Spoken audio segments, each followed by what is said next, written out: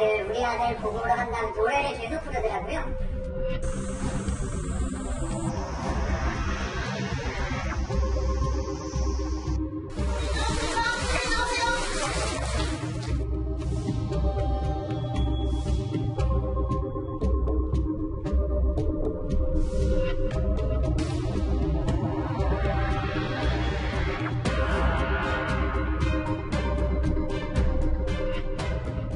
계획적인 공연을 보고 있었나요? 그렇게 보고 있습니다.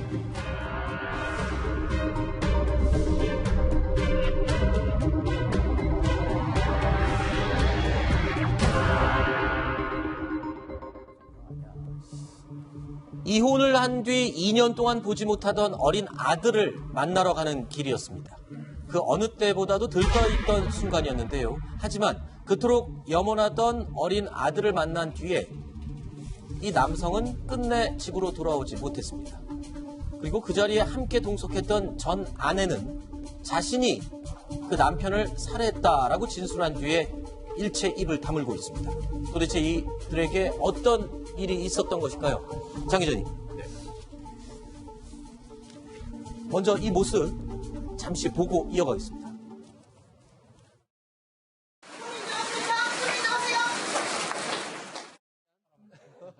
같이 잘 보자 이런. 자, 장 기자님. 네. 그러니까 전 남편이 살해된 날이 2년 만에 못 보던 아들을 보러 제주도에 간 날이었다고요? 그렇습니다. 그러니까 이 남편 같은 경우는 2년 만에 이제 아들을 못 보던 아들을 보았기 때문에 무척이나 들떠 있었다고 그럽니다. 네. 그래서 이제 가면서 노래도 불렀다고 그래요. 아하. 그래서 이제 그 현재 남아있는 유족들이 이 피해자의 자동차에 있는 뭐 블랙박스를 확인해 보니까 가면서 그런 걸 노래도 부르고 너무너무 좋아하더라는 겁니다. 네. 그래서 내가 아들을 만나러 간다, 아들을 만나러 간다 하면서 노래를 불렀다는 거예요. 자, 그랬는데 아들을 만나고 난 다음에 얼마 지나지 않아서 바로 아마도 그날 밤이 아닐까 하는 생각이 드는데 그때 사라진 겁니까? 사라진 것으로 돼 있습니다. 그러니까 만나러 가는 순간까지는 그냥 아들을 둔 평범한 이혼 가정이었습니다. 그래서 네, 그렇죠. 그동안 아들을 못 봤기 때문에 그냥 기분 좋게 만나러 간 거였는데 제주도에 도착하고 이틀 뒤에 상황이 좀 변한 것 같습니다. 그러니까 감쪽같이 이 전 남편이 사라졌다는 거죠? 그러니까 25일 날 처음 피해자와 피해자, 아들 그다음 피의자 이렇게 세 사람이 만나서 네. 같이 이제 어느 정도 좀 즐거운 시간을 가졌던 것 같아요.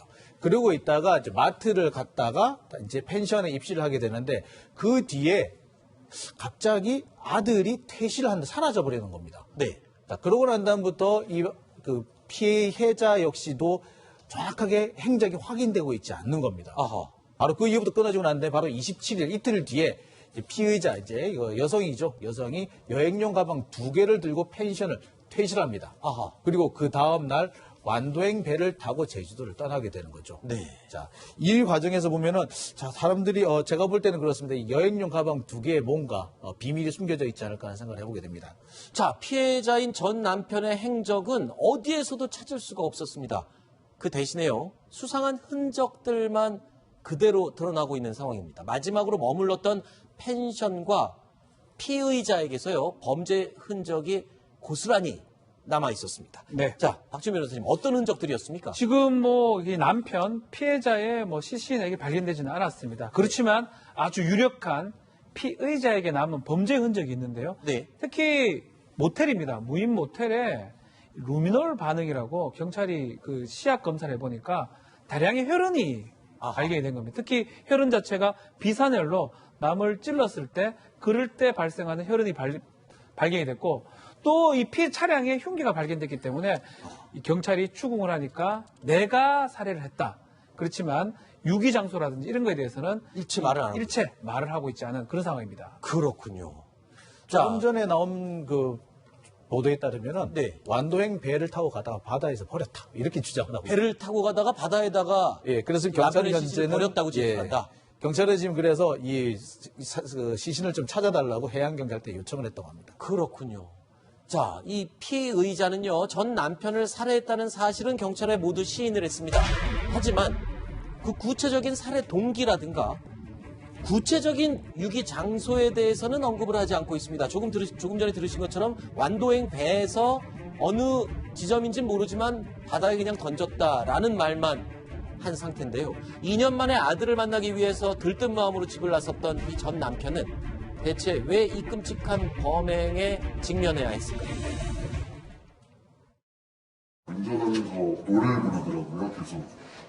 아유, 우리 아들 보고 오라 한다는 노래를 계속 부르더라고요. 그게 되게 길어요.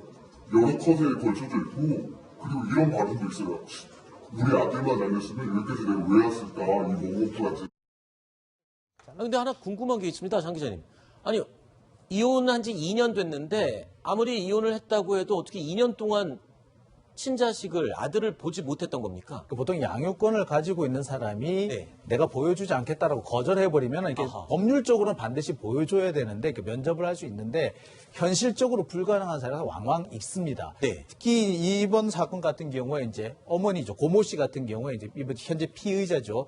피의자 고모 씨가 면접 교섭권을 요구하는 남편한테 요구를 하면서 강하게 저항했던 적도 많다고 합니다. 그래서 결국에 남편이 재판을 통해서 내 아이를 보여달라, 내 아들을 보여달라라고 요구를 했고 승소하면서 겨우 보게 된 겁니다. 그런데 이 두 부부가 이혼한 이유가 지금 네. 특이합니다. 그러니까 피의자의 상습적인 폭행. 그럼 피의자면 지금 여기 여성이 이제 폭행을 좀 많이 했다. 아내가 주로 폭행을 많이 해서 이혼을 네. 하게 됐다고요? 일반적이진 않는데 이제 이혼 사유 자체가 그것 때문에 이혼이 됐고 면접 교섭권을 원래 행사할 수 있도록 돼 있는데 그것을 행사를 안 시키니까 결국 남편이 아하. 소송 끝에 면접 교섭권을 얻은 거거든요. 네. 그 와중에 소송하는 와중에 피의자가 엄청 재판에서도 많이 소리를 지르기도 하고 뭐 그런 측면들이 있었기 때문에 범죄와 연관성이 있지 않을까 이렇게 보입니다.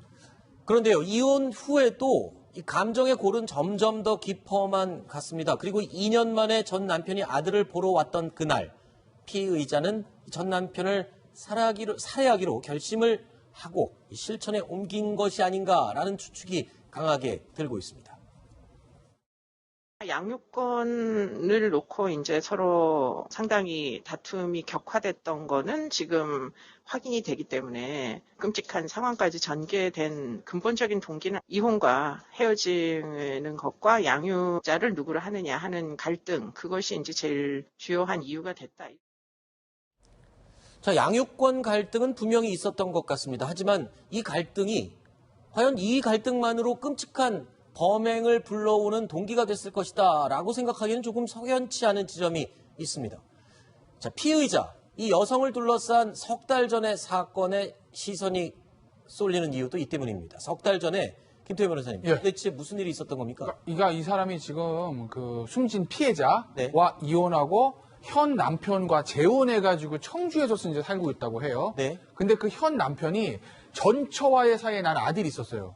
아하. 그러니까 이 고모 씨한테는 의붓 아들이 되는 거죠. 네. 그러니까 그걸 이제 아들이 둘이군요. 그렇죠. 그러니까. 둘인 하나는 거죠. 친아들이고 그렇습니다. 하나는 의붓 아들이고요. 자, 이제 오른쪽이 이제 고모 씨 피의자고요. 네. 지금 피해자하고 이혼하고 새로 재혼한 현 남편이에요. 현 남편과 2017년에 재혼을 했습니다. 근데 재혼한 당시에 현 남편이 전처에서 나와 있던 아이가 있었던 거, 그 의붓 아들인 거죠. 근데 3월 2일 날 그 청주 집에서 의붓 아들이 질식사한 어떤 사고가 발생한 거죠. 아하. 그죠? 그러니까 진술이 어떻게 되냐면 그 의붓 어머니 고모 씨는 자고 일어나니까 아이가 죽어 있었다 이렇게 진술했고요. 그리고 현 남편도 뭐라고 얘기했냐면 내 다리가 아이 배 위에 올라가 있었던 것 같다.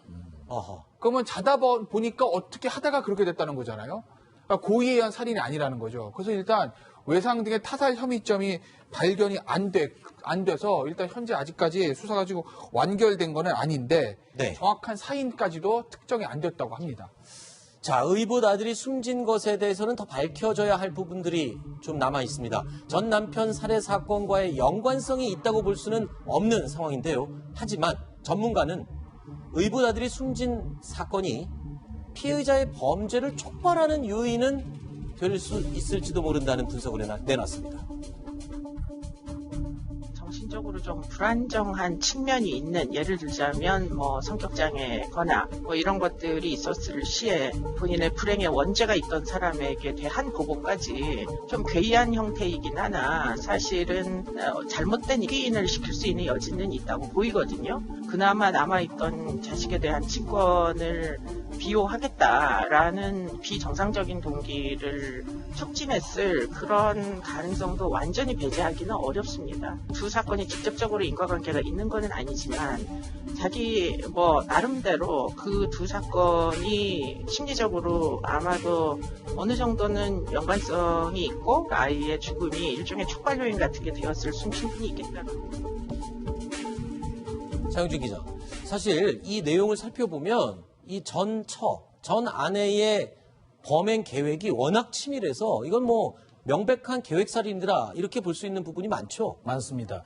일단 그 여성이 남성을 우발적으로 살해한다는 건 현실적으로 불가능합니다. 그렇죠. 완력이 약한 그렇죠. 때문에. 아무리 약하기 예. 때문에 그러니까 남성이 만취한 상태거나 아니면 잠이 깊이 든 상태가 아니면 우발적인 살인은 불가능합니다.